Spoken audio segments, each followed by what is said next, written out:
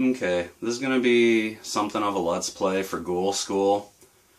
Now I could do this as a speedrun, but I'd rather slow down and show you guys a lot of the tricks and tell you how to do them, just in case anybody wants to play this game themselves and beat it super quickly. Because this game should take a long time to complete, but because you're supposed to go around and get a whole bunch of different items and stuff and do a whole bunch of specific shit. But I'm going to go through, get the bare minimum, and just glitch through everything.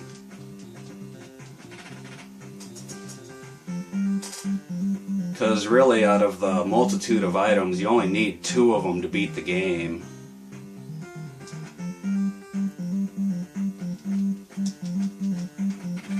And I really like old NES games that are supposed to take a long time to beat, but if you know what you're doing, you can actually beat them really quickly. And this is one that I never had as a kid. I found this later, and I actually really enjoyed it. I think even the game playing it normally is pretty fun, but glitching through it's even more fun. Because, like I said, I've never played this game the way that you're supposed to. Kind of like Donkey Kong 64. I have never played that game the way that you're supposed to either. So here's the first item that we're going to get. A towel. And now we actually have the best item in the game already, or the best weapon at least. Because not only does it do lots of damage, but it also hits in front and behind your character. Now, a lot of people like to take speed boosts off of them basketballs, but I prefer to boost later when I'm doing, you know, an actual speed run.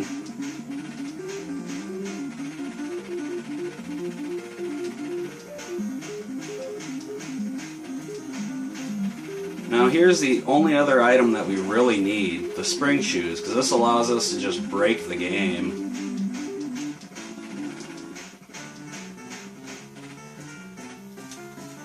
Now this is going to be the first zip. The way that you do it is you want to hold right against the wall and then press start. And as soon as you press start to switch to your spring shoes, hold left and you'll go through the wall. And that'll take you to the warp zone, which was made as an error handler just in case you went outside the map. It wouldn't crash the game, but it would take you here instead. So that's kind of cool.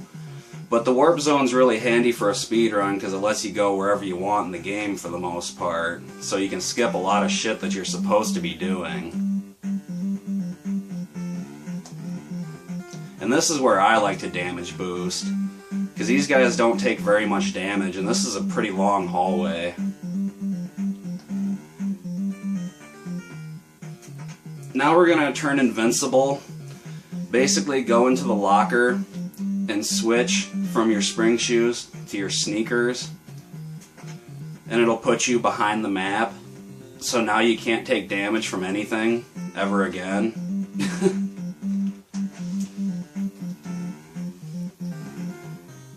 Another thing, if you actually want to do a speed run, like, you know, a real speed run, you're going to want to jump with the spring shoes constantly, because it actually speeds the game up a very tiny amount. Like, the screen will be a little jittery, so it'll jitter forward every time you jump. So you'll actually save like a couple frames or something every single time you jump with them, but I'm not going to do that because I'd have to sit there and tap the button forever.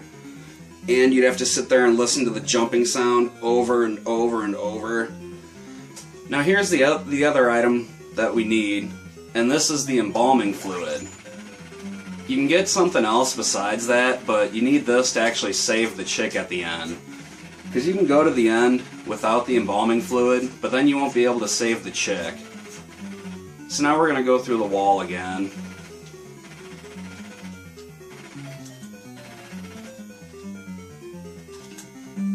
And you can actually do it on the left side of the map too, but I usually fuck it up and end up going to a warp room that I don't want to go to, so I just do it on the right side. So now we're going to be basically at the end of the game already. And this right here can be kind of tricky if you don't know what you're doing, but you want to line up somewhere around right here, and then jump, and as soon as you're close to the door, keep tapping up. and it'll eventually let you in. Just like that. Because you're supposed to get the suction cups to go to the door through the ceiling, but fuck that, we're just glitching through this bitch. And now we're going to do a long zip. You basically do it the exact same way you did the short zip. So just, you know, push against the wall, switch, hold left. But then once you're in the wall, you need to keep pressing left. So that'll keep you going. And this is another spot where if you just sit there and keep jumping, you'll go a little bit faster. But like I said, I don't want to sit here and have you listen to me tapping the button the whole fucking game. So I'm just leisurely walking.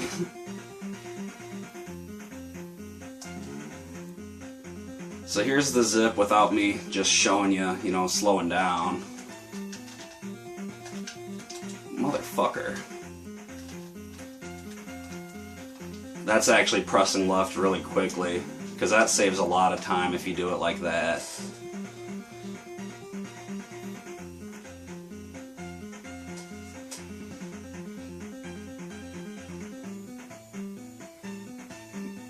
Because this part of the level can actually be pretty shitty if you don't just zip through it, because it's kind of a maze where either the bottom or the top will be a dead end and you have to keep guessing which way is the right way. Well, screw that, because we don't care. We're just going to stay up top the whole time.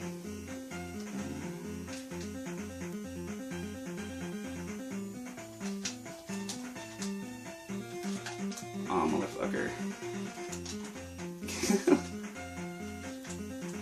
Wow, I can usually do this way better. There we go.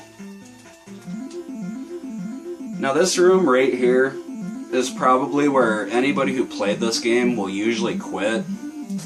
Because that last part was kind of a maze, but it was either the top or bottom was a dead end. Well, this is a true maze, where if you don't know which way you're going, it can be extremely frustrating. Especially since it has a couple doors that'll just kill you instantly. And when you're at this point in the game, you can't get the invincibility again, because there isn't any lockers anymore unless you backtrack. Which I don't even think you can, honestly. I don't know. But basically, when you see the skull, the first door to the left of the skull, if you go in this door right here, it'll drop you into a pit and fucking kill you. But if you go in the second door, then we get to the very end of the game.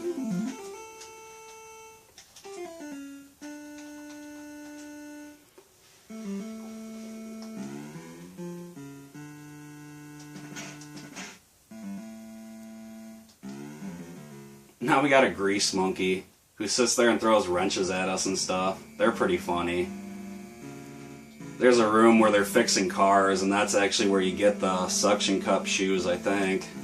I don't know, I haven't played this game legitimately in a long time. I always just glitch the shit out of it, just like Donkey Kong 64, because it's way more fun to just fuck with the game.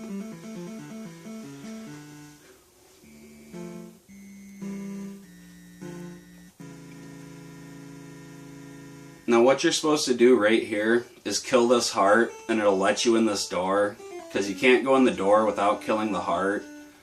But the way that I do it is if you stand somewhere near the right edge of the door and then rotate the D-pad in a 360 motion over and over, it'll eventually let you in without killing the heart. Just like that. So now we got the final boss. And there's our girl that we're trying to save. Who, take note, has red hair right now, but she won't in a second for some reason. And this is why we needed the embalming fluid. Because like I said, you can beat the boss, but then if you don't have something to make that barrier go away, you can't actually beat the game. So we did it. We fucking saved the day. That's Ghoul School. And now, Ghoul School gets all this lightning and turns into Cool School. Hell yeah. Now our girl's gonna show us all of her appreciation. What a fucking bitch. But yeah, that's Ghoul School. No, I don't think this ending ever stops.